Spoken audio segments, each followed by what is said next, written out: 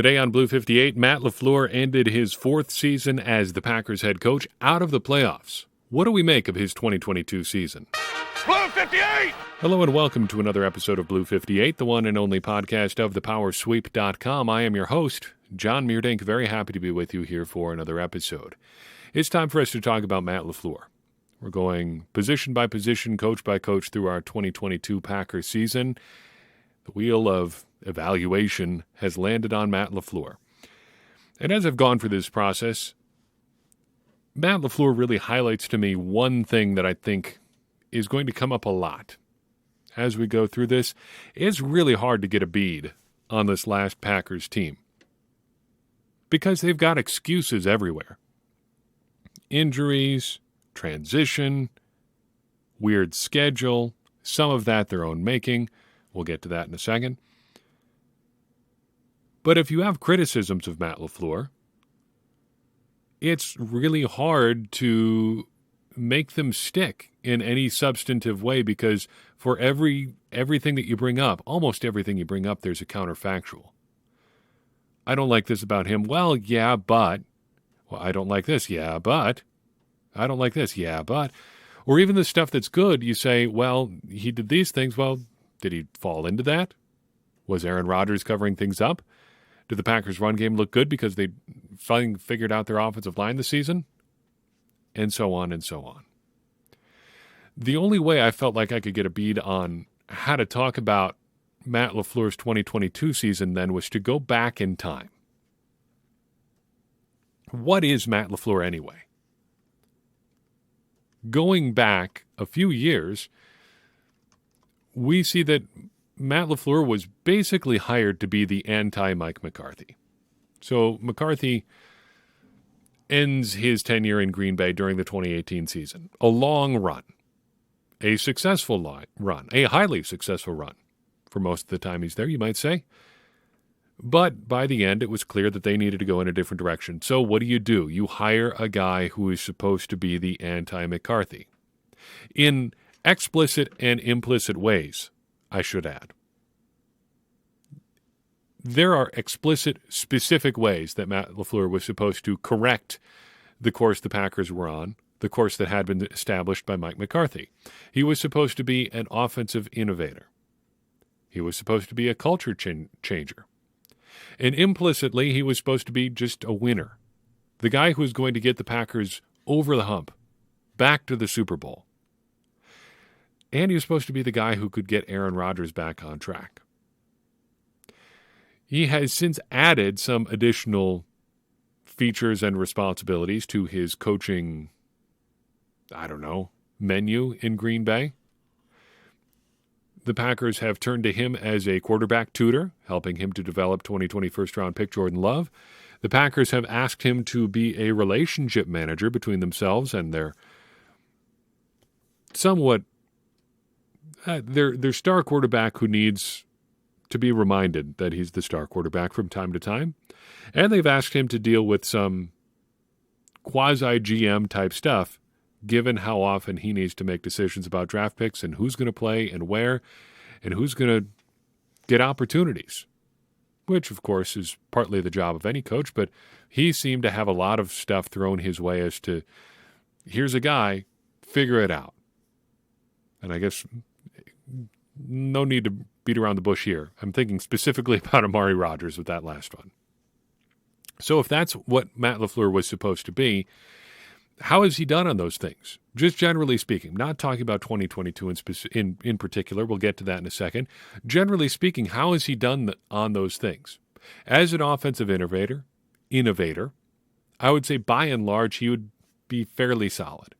It's not like the Packers are really on the bleeding edge, it seems like, of a whole lot of things, though Matt LaFleur's use of quads stuff late in 2021 and into 2022 does seem to be a little bit ahead of the curve for the rest of the league.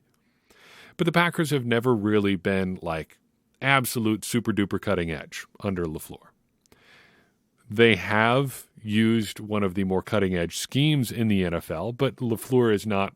It doesn't seem to be as a real innovator within that scheme. Has he been a culture changer? I would say generally yes. I would say that at least in comparison to end-of-tenure Mike McCarthy, Matt LaFleur seems to reflect his players better than McCarthy did. I'm not saying that's the only approach that you can take as a head coach. I'm not even saying it's the best approach, but it seems like that is more what is expected of coaches here in 2022. Players seem to want a guy who is at least a little bit like them, who has similar life experiences to them. And I think if you want to say that Mike McCarthy was a little bit out of touch at the end of his time in Green Bay, that seems to be the case. Generally speaking, I think we can say Matt LaFleur has been a winner. How much of that is him? I'm not here to parse that out exactly, but he has won by and large in Green Bay. Did he get Aaron Rodgers back on track? I think unquestionably yes. How has he done as a quarterback tutor? Well, Jordan Love does seem to have made strides. He seems a lot less raw and a lot more refined than he was as a prospect coming out of Utah State. As far as managing the relationship with Aaron Rodgers, I think, again, we've got to give a lot of credit to Matt LaFleur because Rodgers wasn't sure he was coming back to the Packers for 2021 or 2022, and who's under center for the Packers both of those seasons? Aaron Rodgers. And as far as being that sort of quasi-GM person, I would say he's been better in the past than this year, getting more out of guys, putting them in the right spots. But I think overall, it's been pretty good. So, as a response to Mike McCarthy, overall, I think Matt LaFleur has been pretty good. But when you start drilling down into 2022, I think we have maybe some problems, maybe some things we might be starting to see that are recurring issues for LaFleur.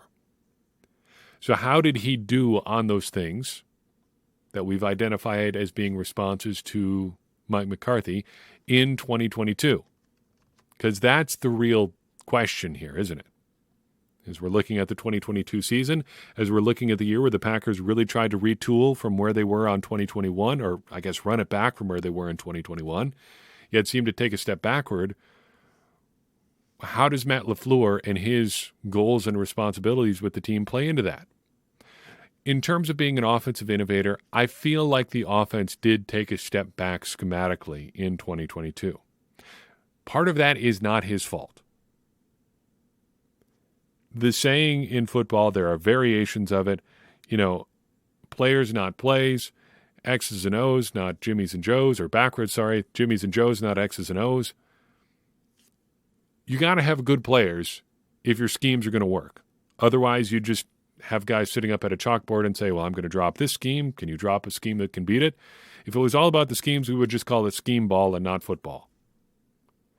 And the reason I think that the Packers offense looked like it took a step back in 2022 was because the roster was not good for a lot of the season, quite frankly. Christian Watson was out for a good part of let's say the first third of the season.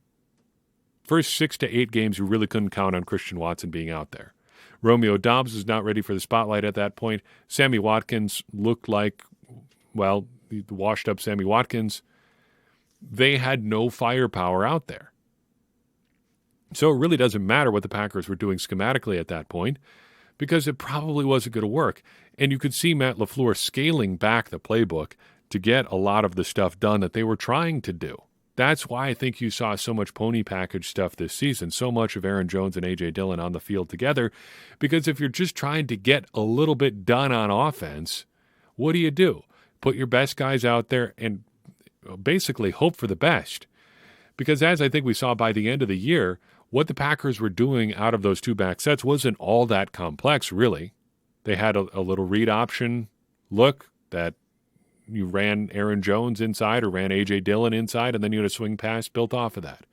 There wasn't a whole lot going on there. Now, there were wrinkles in there and things like that, and I know there's some of the more tape-heavy people out there who would probably take some issue with what I've been saying, but I think I've got a pretty good leg to stand on here that the Packers just couldn't do a lot, so that's why they leaned on the guys they did have, and even then, it wasn't like they were reinventing the wheel week in and week out. But I would also say that part of the lack of schematic innovation is Matt LaFleur's fault, and it's his fault in a way that is a problem. Because the Packers knew the roster they were going to have in April, essentially.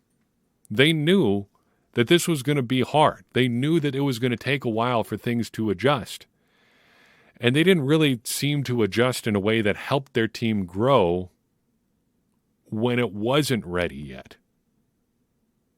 It seemed like the coaches and the roster, or the front office, were trying to play with the team that they wished they had rather than the team that they actually had.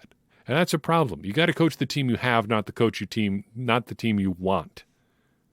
By the end of the season, I think they had the team that they wanted or thought they were going to have, but at the beginning of the season they didn't, and they couldn't quite get there with the guys they did have. And again, that's for a variety of reasons, but I think that is a fair criticism of LaFleur in 2022. He didn't get the most out of the guys he had. As far as LaFleur being a culture changer, I want to put a pin in this and circle back to his culture bona fides here in a little bit. As far as winning goes, well, no. 2022 did not feature a lot of winning from Matt LaFleur. And if your job is to win games, and if your team is saying, we really want to lean on you to win some games for us because we've got an aging quarterback or an old quarterback, and we need to get it done, that's a big problem.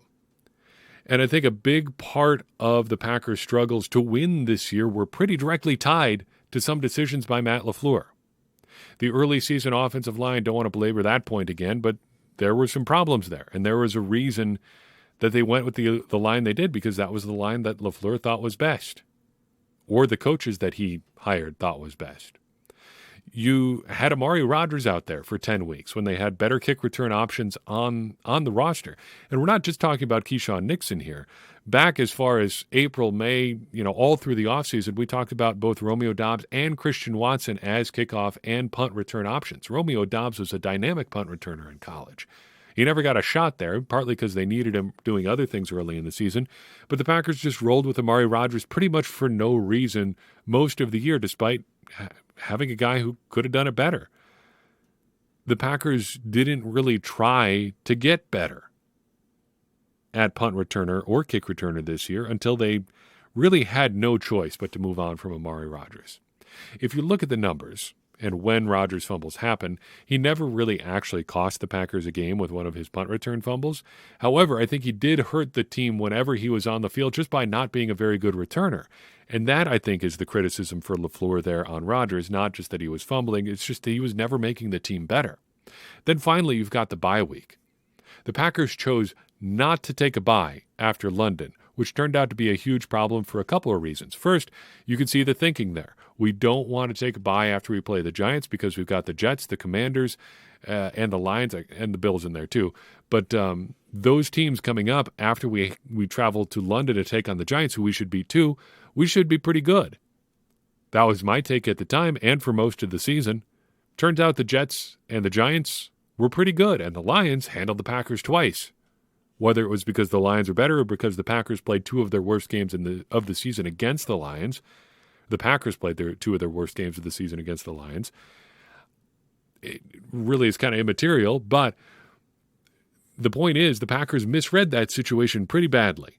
And on top of that, Aaron Rodgers' thumb turned out to be a pretty serious issue after breaking it against the Giants. How much better is his thumb for the rest of the season if he doesn't have to go right back home after the Giants game in London and prep for the Jets? Is his thumb as much of an issue for the rest of the year if he gets immediately basically a week and a half off? Matt LaFleur gambled there and lost. He gambled in a couple other situations and lost too. If your job is to win games, I think that's reflecting on you pretty poorly. As far as Rodgers this year, look, the getting Aaron Rodgers back on track thing worked. 2020, 2021, MVP. He wasn't better in 2022. You've got some plausible deniability there. Offensive line, receivers bad, thumb broken. Call it a wash. Doesn't seem to have gotten the most out of Aaron Rodgers. There's plenty of reasons for that other than Matt LaFleur. Parsing those out is probably impossible. As far as his work with Jordan Love, I think Matt LaFleur deserves a lot of credit there because Love seems to have made some pretty significant strides in 2022. How much of that is Matt LaFleur? Who knows exactly, but he did rehire Tom Clements, which is a good move. because it is appealing to Aaron Rodgers. He's a good quarterbacks coach. He seems to have helped Jordan Love. Wins across the board, as far as I'm concerned. He wasn't LaFleur's first choice as a quarterback coach, but swallowing your pride and doing what's right for the team is a good move. Related note, Joe Barry. Moving on, relationship manager. Again, Aaron Rodgers came back for 2022. He wanted to be here. He wouldn't have wanted that if he had a big issue with Matt LaFleur. It's hard to say. As far as the GM type stuff, it does seem like there's a disconnect between the front office and the 53-man roster deciders. You've got Amari Rodgers out there. You've got the offensive line stuff. You've got guys like Jonathan Ford hanging around the whole year when you had useful players who have played in the NFL before on the practice squad.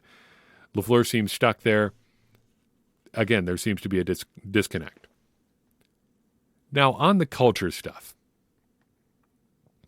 I think the best way to approach this is to read out a fairly long question here from listener John Fiore. And I appreciate John writing in here, sent a nice email. Just want to read the question portion here. Would you attribute, John writes, some of the losses in these must-win games over the past few years to a lack of mental toughness? Over the past few years, I think the Packers have had the capability to beat any team in the league so long as everything goes smoothly. Once there's any hiccup, it seems like the team struggles to bounce back. I thought the Packers were coasting to victory in last year's playoffs after that first offensive drive, then Mercedes Lewis fumbled, and they never recovered. This week, he wrote this right after the Lions game, despite the game always being close, I felt confident the Packers would win until Aaron Jones fumbled.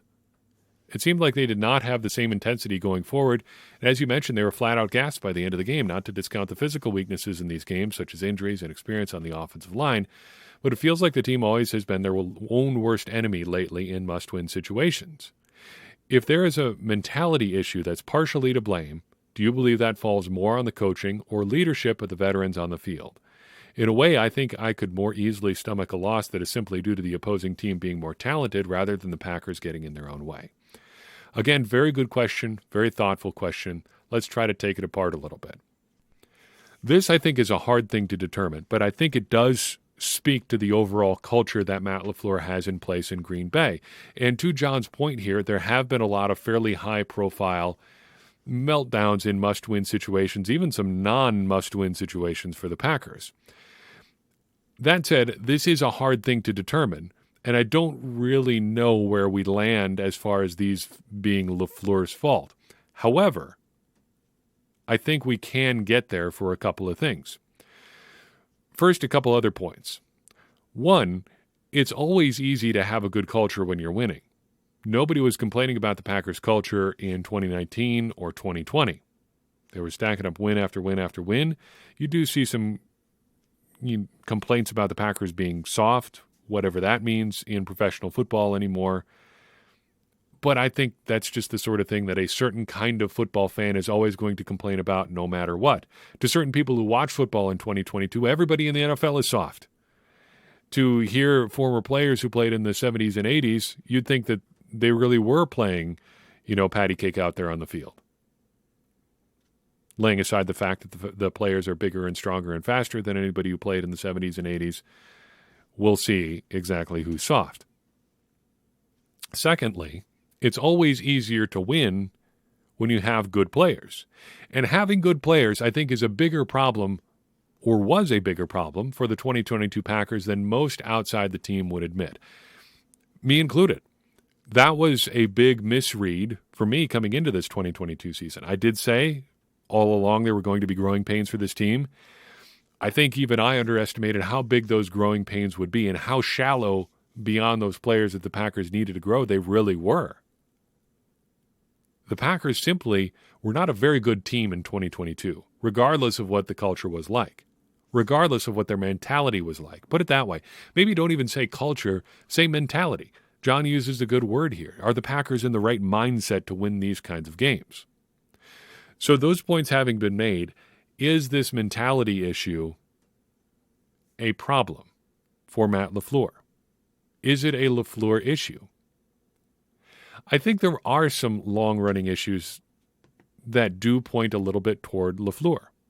As John says, the Packers do have a tendency to start to fall apart when one thing goes wrong. To that end, I think the Packers did a little bit better job bouncing back in those situations in 2022. Throughout their win streak to end of the season, they did bounce back a few times. The Dallas Cowboys game, they ended up in overtime with a good team. The Dallas Cowboys are headed to the divisional round. They took the Tampa Bay Buccaneers apart Monday night. They're pretty good. They've got a good defense. Say what you will about Mike McCarthy. Generally, he puts together a pretty good program. And the Cowboys are just the latest evidence of that.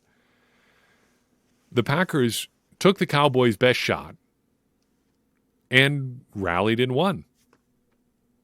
They hung with the Cowboys and then beat them at the end. That's a pretty mentally tough team. They also bounced back from being down 4-8 to being one game away from making the playoffs. That's a pretty mentally tough team too, I would think. They were down against the Chicago Bears heading into the fourth quarter there. They took a pretty good shot there from the Miami Dolphins and battled back in that one too. Then they pounded the Vikings, and of course we all know how things ended.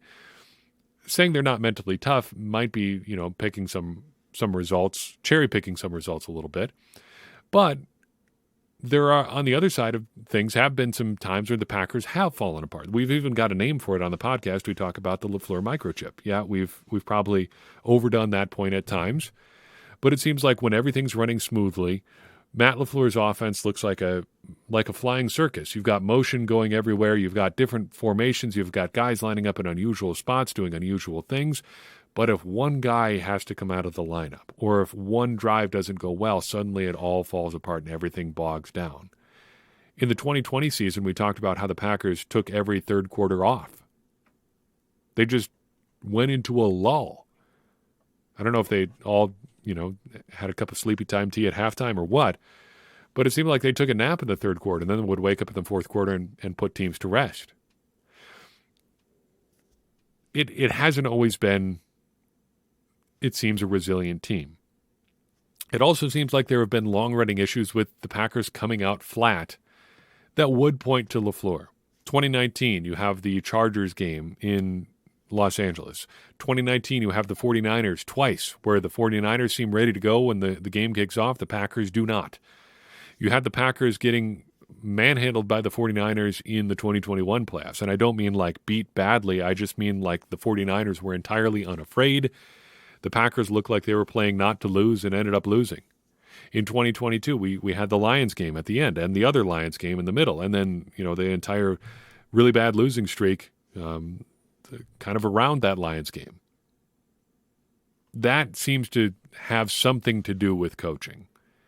That sort of recurring pattern, how can it not reflect on your coaching at a certain point? Even if you can't put your finger on exactly what's causing it, how does that not reflect on you? It still could be a player problem. I'm not sure how we would know. But to that end, if you look at the Packers, it doesn't seem like there's a lot of guys that really just say vocal leader when you look at them. But how do you get those guys anyway? For it to matter, that sort of leader has to be a good player. Otherwise, nobody's going to listen to what they say, or they're not going to be on the team long enough for anybody to have time to listen to them. So I guess maybe they don't have vocal leaders. But again, how do you get those? You're going to go into the draft this spring and say, yeah, what we're looking for is a vocal leader for our team to rally around. I mean, how would you find that? And what position would he play? And how would you weight that relative to, say you've got a right tackle who's a tremendous leader, just the guy who's going to rally the troops, and he's going to be Patton every Sunday. The American flag's going to drop down behind him. He's going to give a stirring speech, and you're going to go out there and blow the doors off any team that you play. Now, he's never going to get on the field because you've already got a right tackle, and you passed up a receiver who's 6'7" and he runs a 4.2 40, and he can, jump out of the gym, and he's got hands like he's got stickum on him. But hey, this guy's a great leader. How would you weight that? I mean, I'm overselling the point there. But how do you weight that? How do you acquire those guys anyway? It's kind of just a thing that happens, which points, I guess, more to these things being coaching problems.